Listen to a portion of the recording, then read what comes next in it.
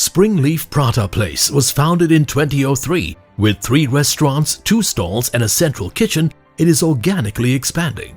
The company also provides catering services for Indian buffets and live stations during all kinds of occasions and events. The company continues to live by the principle of never get the prata wrong. My name is S.V. Gunalan. I run Springleaf Prata Place and I'm the director there.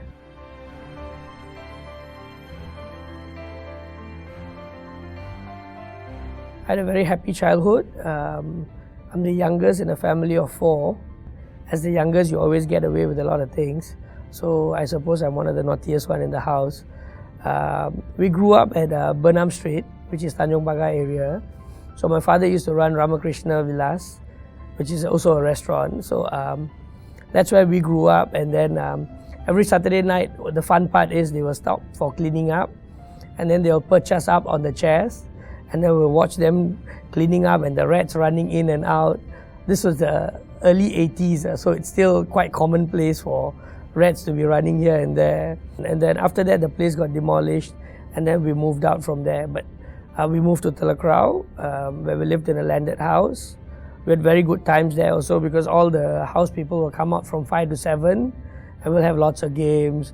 I will play with my brother, my middle brother Ilango. And a lot of the people will come out, like there's still a guy named called Giresh, ACC and BB, and that's what we will play, dog and bone, this and that. That's how I grew up and I had lots of fun. My studies were motivated by my time in the shop because while all my friends will go out in the weekends, my parents will call me back to the shop on the weekends. So I've always told myself, you better study and not get stuck in the shop, because shop means long hours and stuff like that. So I've always been a bit motivated to study, and I did my first degree in NUS, majoring in psychology and sociology. At the same time, concurrently, I did my ACCA. And then after 1 year of graduating from NUS, I finished my ACCA as well. So I'm a chartered accountant as well. And I tried working for a while. I worked 2 years with Akbar Ali, an audit firm. And then 2 years in MOE as an admin manager. But what these taught me was I was not cut out to be stuck in a bench. My education was very fun. We had lots of fun in JC. You know, what it also taught us is you need to know when to do what. The last 3 weeks of exam time was pure mugging, and you know, you put in your 20 hours, your 22 hours a day, and you get the job done, and then you pass your exams. And then you go back to having fun again. So that's more or less my education. Being a forced employee in your father's shop at the age of 11, 12, I think tends to give you that sense of belief that you can do it. But it's just that I didn't want to do it because I've always irked at the long hours. So when I found that, you know, the office jobs are not what it suits me, so I did some soul searching and I talked to my principal, who was also a very good mentor. He said, Guna, you're meant to talk to people, you're meant to be a hands-on person. And he also drove me there, Mr. Ashraf. So he was also good in that. He said, you should get out of this line as well. And that more or less, and I also was thinking of applying for PRship in Australia because my wife was a teacher and I'm an accountant, so they were in high demand. So we spoke to each other and she said, take about a year or 2 off, run this restaurant that you want to try out.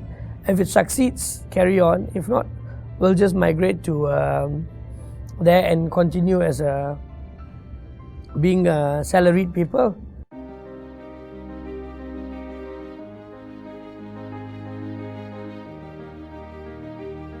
Actually, after we opened at 2003, at about 2006-07, we were doing very well in a single shop, and we opened one at the Nanyang Poly as well.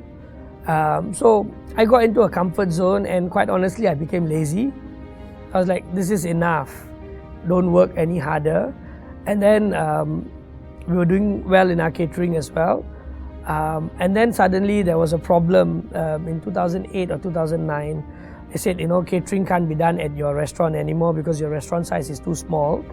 So we opened another central kitchen but I was still lazy. So I was doing comfortably well, so I get my afternoon movies with my wife and all. So I wasn't doing so much operations. I have CCTV and then we monitor. And then something suddenly pricked me in 2013, 2014. Is this what you want? Just one shop and a small catering business? So that's when I started thinking and I said, I want to grow a bit bigger.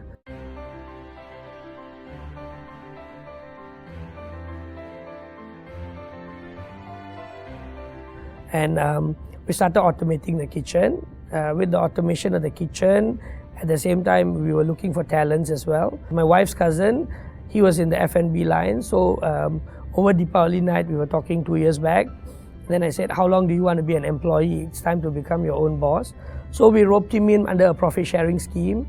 He did 3 months OJT at the shop and he picked up. And then we opened our new shop December 10 last year. 2014 in the East. I always believe if you're honest, if you're good, and things fall into place.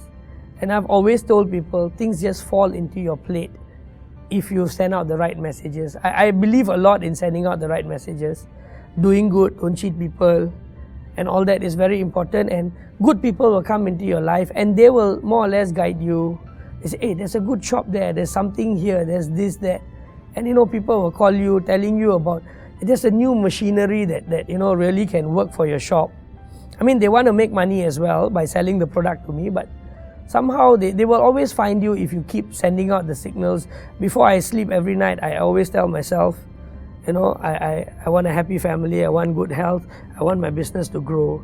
And I think that message resonates over your sleep.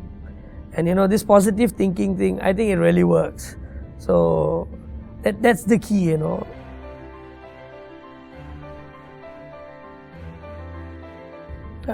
For budding entrepreneurs, if you are young, don't worry, just do it. Because you've got nothing much to lose. Like, some of my friends tell me, you gave up everything and started a business. I said, I had nothing much to give up. You're working for 4 years, how much have you saved?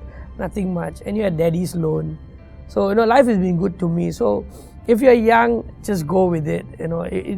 If you fail, so what? You can get another office job if you need. Get your papers. If you have your papers, it's even better, because if you fail, you can always fall back on that. If you're in your 40s or something, I would say think carefully. If it really, every night you can't sleep, it's pushing you towards that, then you must do it. If not, you have to worry about other things. If you're single, I suppose it's easy. You can still just do it. You fail, you only fail yourself. But if you've got a family with kids and all, there are a lot more responsibilities for you. And you need to worry about these things before you make the decision. But if the desire is really there, and there's no fear, then, I always say, when you think of something, listen to your soul inside. And if it's a good feel, you should do it. If it's a negative feel, I always believe your soul will guide you. So there's some people, I've read some things, they always say, if you think something and it's a negative feel, don't do it. And in many times I've done this, where I have a negative feel and I still go ahead and do it. It always failed. I don't have a philosophy per se, but I always believe in conscience. So you do the right thing, even if it's painful, if it means losing money, but if it's the right thing, you should still do it, because it will always come back to you. When you sleep at night, you want to sleep at peace. If it means making a few K less, but sleeping with peace, that's very important to me. My conscience will always prick me, so I can't do something wrong and sleep well. And to me, that's the key thing. Be honest, be nice, be good. Things will come your way. You don't have to be a nasty boss to get things done.